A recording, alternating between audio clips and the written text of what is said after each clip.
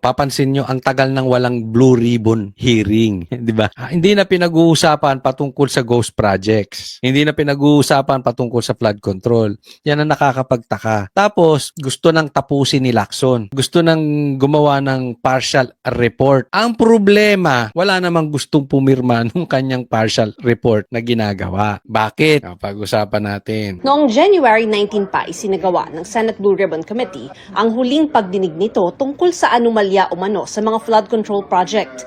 Pero makalipas ang halos 3 buwan, aapat pa lang sa mga miyembro ng komite Apat pa lang. Parang kayo-kayo lang yung nagpumirma. Walang gustong sumuporta. ang pumipirma sa partial report na naglalaman ng mga findings at rekomendasyon nito. Sabi ng miyembro rin ng komite na si Senador Amy Marcos, hindi siya pipirma sa partial committee report dahil nakukulangan siya sa laman nito.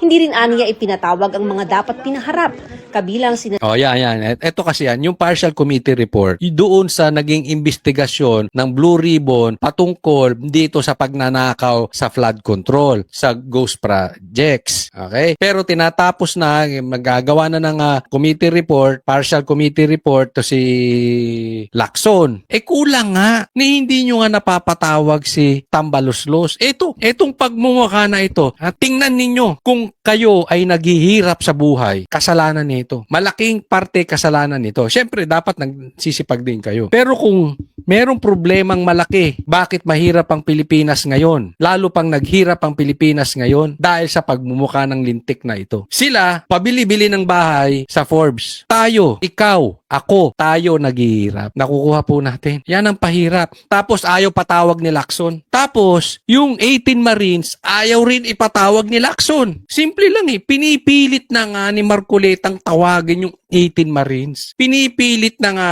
ipatawag itong si Tambi. Ba't hindi mapatawag? Baka naman itatanggi. Hindi namin ayaw patawag. Itatanggihan ni Lacson. Pero bakit walang nangyayari? Sabi ko sa inyo, doon tayo lagi sa resulta But until now, walang nangyayari dyan sa pag-iimbestigan nyo. Tapos gusto nyong tapusin. Pahirap sa buhay itong sila. Anong kademonyohan to si Tambaloslos? Wala bang konsensya to? Samantalang kayo hayahayang buhay, Pilipino, lagpak ang buhay. Wala tayong naayos na mga tulay, namamatay dahil sa mga baha. dating House Speaker Martin Romualdez at dating DepEd Undersecretary Trijib Olaivar na tumanggap umano ng flood control kickbacks. Sinabi na namin ni Senator Marcoleta.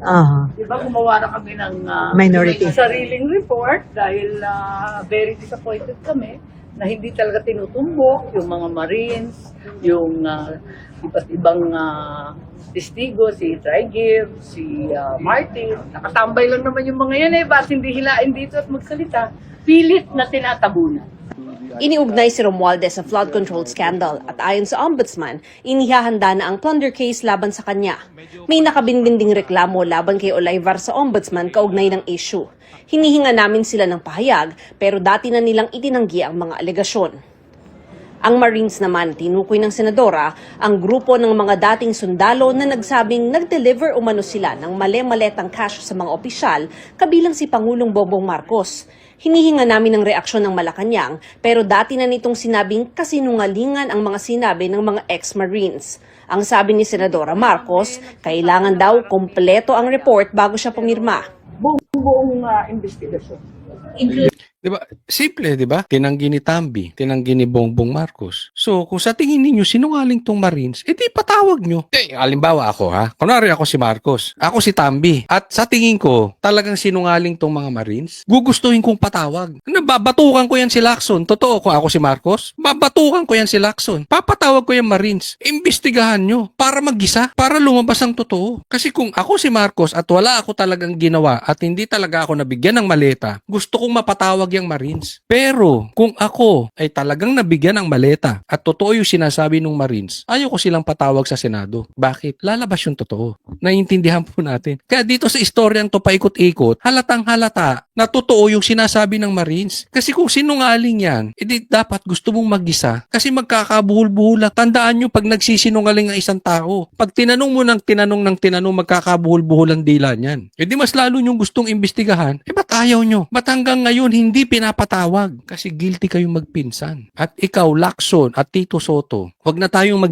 nating i-edit, wag nang pasintabi. Kayo, Lacson at Tito Soto, kasangkapan kayo sa pagnanakaw. Whether nakakatanggap kayo or hindi, pero nagpapagamit kayo to the very least sa mga magnanakaw. In the names po ba? Yung po ba yung natin? Dapat lahat. Tugon ni Senate Blue Ribbon Committee Chairman Senador Ping Lacson, hindi naman niya inasahang may pipirma sa Partial Blue Ribbon Committee report na tulad ni Senadora Marcos na taga-minorya. Nasa sa kanila na raw yun kung hindi nila tutuparin ang kanilang tungkulin bilang mga miyembro ng komite. Kumpiyansa si Lacson na makakakuha siya ng dagdag na 5 pang pirma para makumpleto ang kinakailangang majority na 9 na lagda para mailabas sa plenary ang kanilang report. Ito ang ibig sabihin ni Lacson. Of course, minority kayo, majority kami. Natural, hindi kayo pipirma dito sa investigasyong ginagawa ng majority. Nasa sa inyo na yan kung hindi ninyo gagawin yung responsibilidad ninyo. Tanong, Lacson, bakit aapat lang nagpipirma? Kaya nga majority kayo, ibig sabihin kayo ang madami. Meron bang majority na minority? Meron bang majority na pero konti? Kaya nga kayo tinawag na majority, ibig sabihin kayo yung madami. Yung minority ang konti. Bakit aapat ang pumipirma? Ibig sabihin, nakukulangan sila diyan sa committee report na ginagawa mo.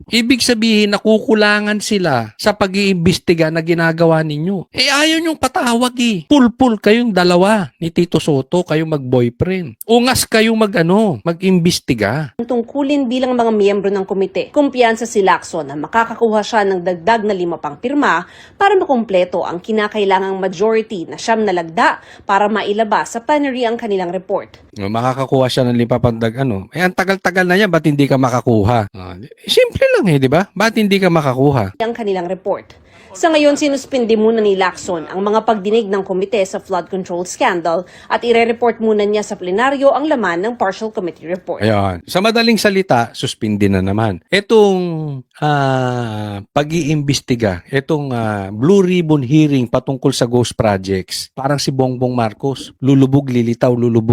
Andiyan. Ngayon, nandito si Marcos, nakikita natin. Tapos mga 3 araw, 4 na araw, lulubog na naman niya, wala na naman. Siguro nagpapatanggal ng tama. Bangag nga daw yan eh. O lulong, sabi ni Jaime. Sabi ni Piara, di bangag, sabi ni Jaime, lulong. So kaya siguro nawawala kasi papababa ng tama. Tapos pag wala ng tama, lulitang na naman, jumping jacks. Diba? Ganyan dito sa Ghost Project din. Sa Blue Ribbon na pag-iimbestiga, lulubog, lilitaw, minsan nandyan, minsan wala. Kaya kita mo wala sila. Walang nakatapusan, walang gustong pumirma. Bakit? Iniiwasan kasi mag-hearing. Ganun kasimple. Hindi ba natin napapansin? Pinaiikot-ikot nila, iniiwasan nila magkaroon ng pagdinig patungkol dito sa flood control scandal. Ganyan po, kagago, itong si Tito Soto at saka si Lacson.